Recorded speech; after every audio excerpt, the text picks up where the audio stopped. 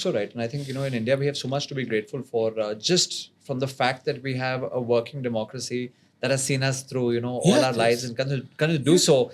Look at the entire, and you spend so much time on the borders as well. Look at South Asia. Okay, look at the issues that Pakistan's had, Nepal had, Bangladesh has had, Sri Lanka has had, Maldives has had. So we're kind of actually the oasis in chaos. And when I go abroad and I talk to people, they're like, "Oh, South Asia, this problem, that problem." I said, "You know what? All said and done, India is still your oasis in the midst of all this chaos." It's so true. It's so true. Because if you see the instability and regime changes across many small and big countries in this particular geography of the world, Right. you will find that India is fairly doing very well. There are disagreements. There are multiple opposition parties, and that is the integral part of the any democracy. If you want your democracy very strong, if you want a responsible democracy, then voice of opposition must always exist. Because one thing is very sure, in our system of democracy, somebody will rule. It's a number game. Some party will rule because they are bigger in number. But voice of accent, voice of disagreement should not be silenced. Why? Because निंदक नियरे राखिए आंगन कोटी छवाए बिन पानी साबुन बिना निर्मल करे सुहाए. You must have a very critical friend. Right. Right. Why I say friend? Opposition is not enemy. They are also friend, but they are critical friends. Sure. They criticize you. They show you mirror. They point out the deficiency and shortcomings. So their existence should be equally respected. And India is doing very well because of this reason. Right from beginning, you see the parliamentary discourse. Right. You listen the debate of the parliament of the past era. Correct. When great visionaries used to be under a different responsibility. So you'll find that despite they used to shout in open public forum. Right. To condemn other party and to get vote in their favor and to come in the power. Right. But still they used to behave with each other with a lot of dignity and respect. And the same thing we are missing in America today. The entire Pentagon and entire defense staff has been changed. Their own counterinsurgency chief removed. Okay. Defense secretary removed. Every day there is a change. Why? Again, it's not a political party. All these institutions which are there to support, to run America, Right. their chief are also responsible to advise you correctly. And if they are advising, this is the responsibility of the leadership to listen everyone and to take a very balanced call so that decision is always better. But what I am seeing in American leadership, that probably those people are not being basically consulted. Otherwise, America is also having a good number of advisors who can always suggest their chief on a very strategic matters how to do, what to do.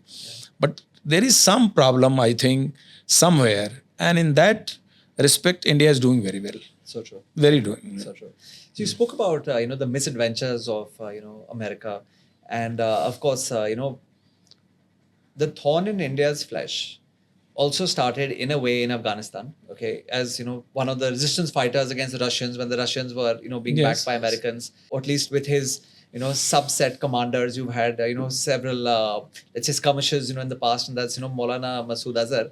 So Maulana Masood Azhar also started in Afghanistan as Mujahideen, right? Yes. He started his journey from there. He is basically product of a jihadi school of Bahawalpur in Punjab. And it's the Punjab state in Pakistan which has been voice of radicalism. The radical thought process, break India into 1,000 pieces, bleed India through 1,000 cuts, anti-India rhetoric, everything basically, that is the emerging center in Pakistan and the state of Punjab. Right. So Bahawalpur is their Markaz-e Shubhanallah, Jaish-e-Mohammed headquarters. So Maulana in those days, when Ziaul Haq's era, he basically entered Afghanistan an Ummah Brotherhood, basically to lead the Mujahids. So those days, Harkatul Ansar and Harkatul Mujahideen used to be the top terrorist cadres fighting inside Afghanistan against Russian forces. And they were basically galvanizing the entire module of anti-Afghanistan front, which were basically recruited from Pakistan soil. He fought there for almost 8 to 10 years till exit of Russian forces in 1989 or 1990, perhaps. So when just 1 decade before the end of the millennium, Kashmir chapter was promoted because of that. Because that was the time when all these mujahideens were basically jobless. Out of work. Out of work. So once the Russian military retreated back to their barracks, so Afghanistan came in the hand of this Talibanis, Mullah Umar. So that was the time when these proxies were diverted by ISI to the territory of J&K. Because they had already started problems in 1988, mid-1988, then 1999.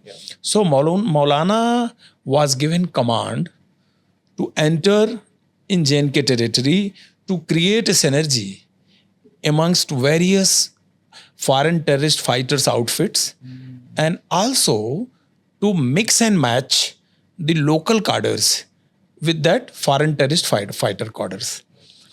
And there was some differences, there was some infight going on between Harkatul Mujahideen and Huji both in between, because they used to fight each other against each other also.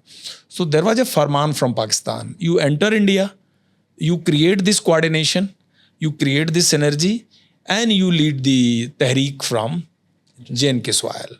And he entered India from Bangladesh on a Portuguese passport in 91. Correct. I think He entered in 94, early 93. Late 93, early 94. Got it. Yes. So he came through Bangladesh, so that it would not... He came through Malda. Okay. He basically landed on fake Portuguese passport at Dhaka, then entered West Bengal through Malda, traveled to Deoband, Saharanpur, stayed for a week, because Saharanpur, Jaish-e-Mohammed's Aqeeda basically is from Saharanpur only. Right.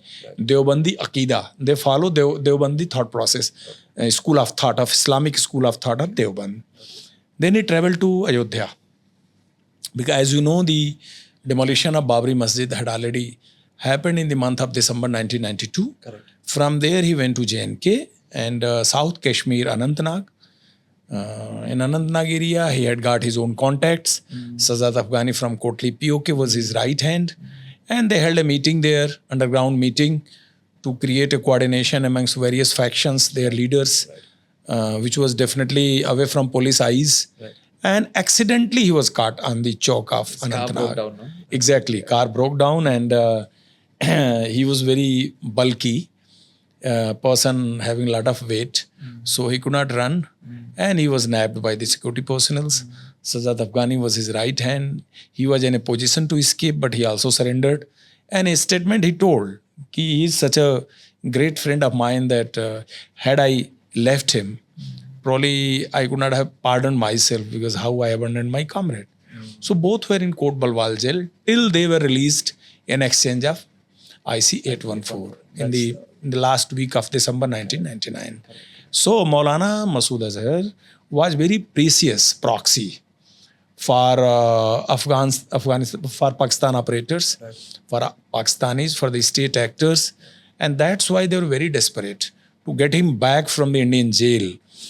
And they were successful in that planning, and that turned the entire story of the terrorism globally. Why? Because if you see, they made 3 to 4 attempts from 1994 to 1999, and IC 814 was the last attempt in where they were successful. The millennium was ending, and before that, Kargil was already one of the major conflict between India and Pakistan, and he established a new terror outfit in the month of January 2000. Once there was a new millennium. I think 21st January, from the streets of Bahalpur, Pakistan, Punjab, he declared Jaish-e-Mohammed outfit. And when he was in jail, After 3 to 4 months, his lieutenant Ghazi Baba, he also entered J&K territory, and he basically operated the entire Jaish-e-Mohammed violence from the J&K territory inside Kashmir, South Kashmir, North Kashmir, including parliament attack in Delhi, J&K assembly attack, and there had been one more attack later on in Ayodhya. So all these attacks were basically guided by Ghazi Baba because Maulana was in jail. Once Maulana came out of the jail and he was handed over on the tarmac of Kandahar, after that he was basically guiding from the soil of Pakistan. And Jaish-e-Mohammed was created in month of January. Thereafter, there was a series of attacks on Indian soil and landmarks attacks. In 2000, Ghazi Baba gave an interview in the Z News. 2001, J&K assembly attack, followed by parliament attack, and in between 9/11 America. If you take All was 1st October 2001 and 13 December 2000 parliament attack. In between there was 9/11 already. And I tell you, Al-Qaeda also has a same Islamic thought process as Jaish-e-Mohammed has. So true. Al-Qaeda is well linked with the Jaish and Jaish with the Al-Qaeda.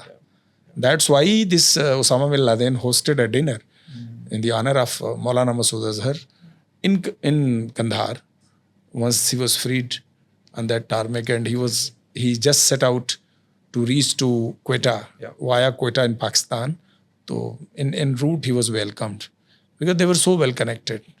That was the thought process they were carrying, and we are still having that problem. Al-Qaeda link and Ansarul Ghazwa Hind, which just happened last year in Delhi itself, in the month of November. Near the Red Fort where the blast happened. That was a Ansarul Ghazwa Hind. Basically, you take the same ISIS, Al-Qaeda, although ISIS and Al-Qaeda are two different, but many times both have been collaborators also. And supporting each other. Similar ideology also. Supporting each other also.